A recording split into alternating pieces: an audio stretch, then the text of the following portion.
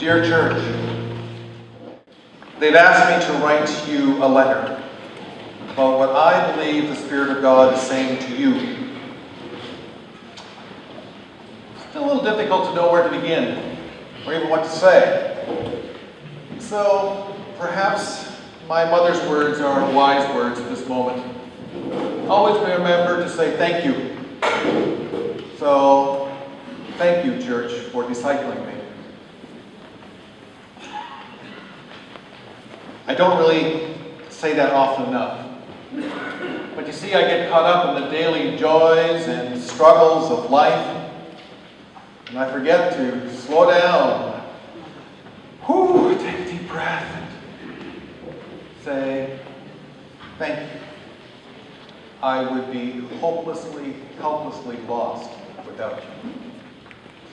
I do know that I've disappointed you at times. Do you remember when I was 18 and I stood behind your pulpit in my home congregation and I boldly declared, this church is not dying.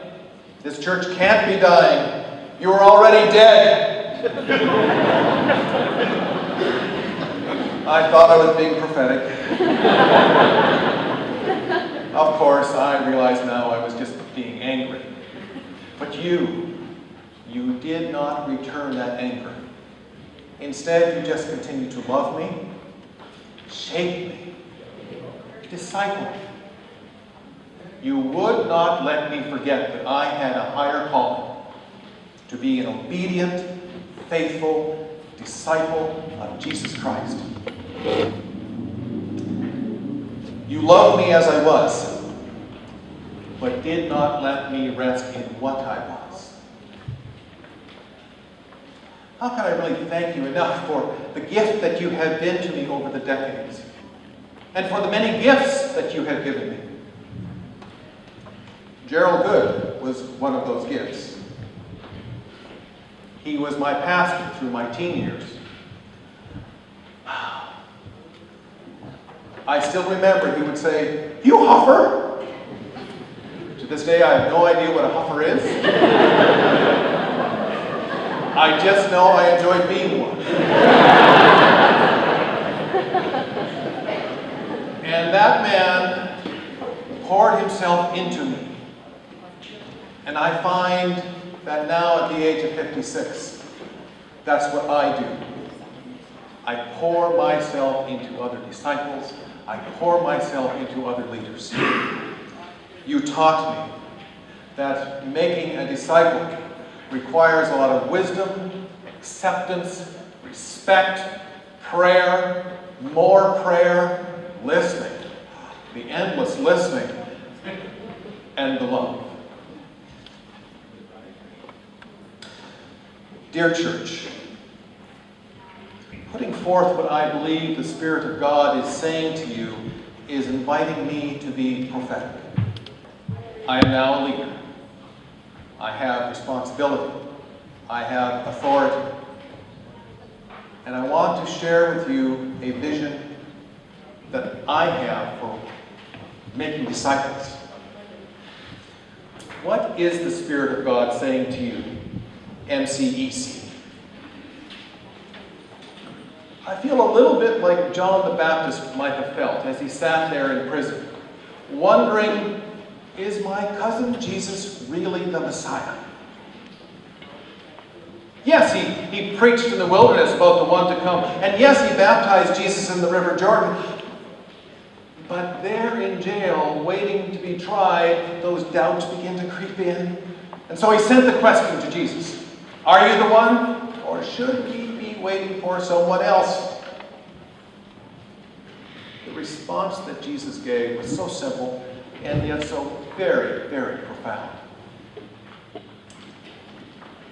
Report back to John what you have seen and what you have heard. The blind see, the lame walk, the lepers are cleansed, the deaf hear, the dead are raised, and the good news is proclaimed to the poor. That's it, Jesus? Just look and we will see the kingdom of God. Just listen and we will hear the kingdom of heaven. Dear church, I've gone looking for God breaking in on your life.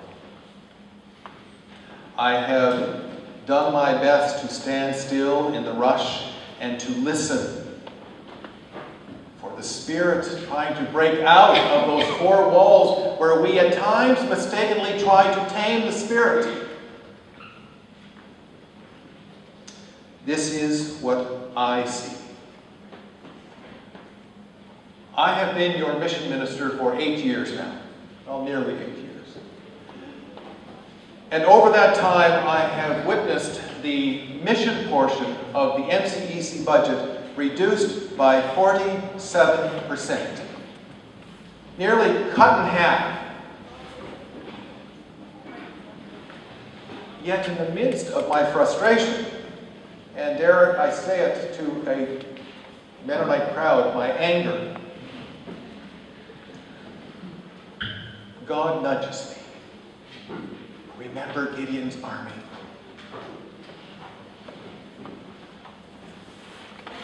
If I have too many resources, maybe, just maybe, I begin to take credit for what I'm about to show you.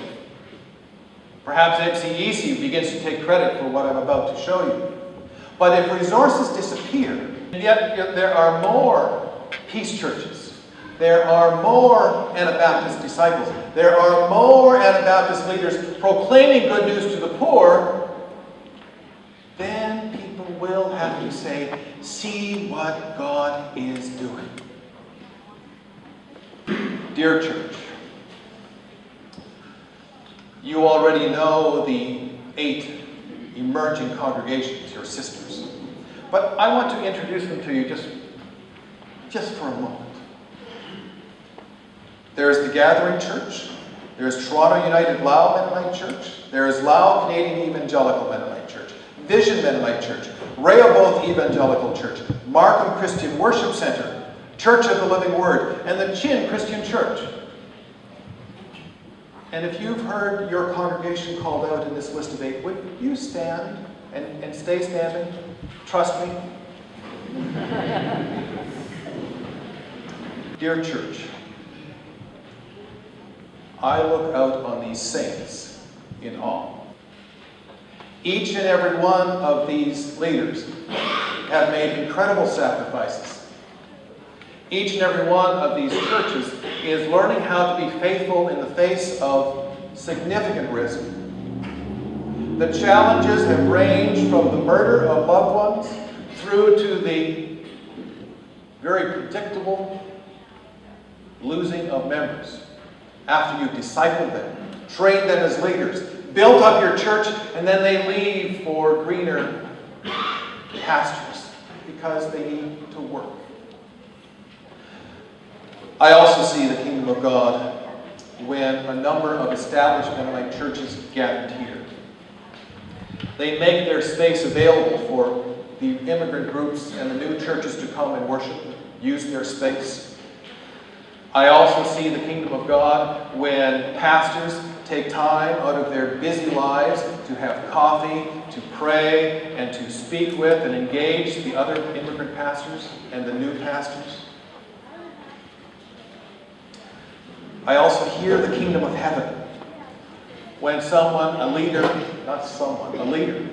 like Brian Bauman says the Lao Mennonite immigrant story needs to be just as important to us as our Swiss Mennonite history and our Russian Mennonite immigrant stories. I also hear the kingdom of heaven when Paul Weidman and other business people ask, how can we provide employment for the refugees and the immigrants in our midst? I also hear the kingdom of heaven when Ed Jansen, the chaplain at Conor Grable University College, goes and visits the Lao Canadian Evangelical Mennonite Church.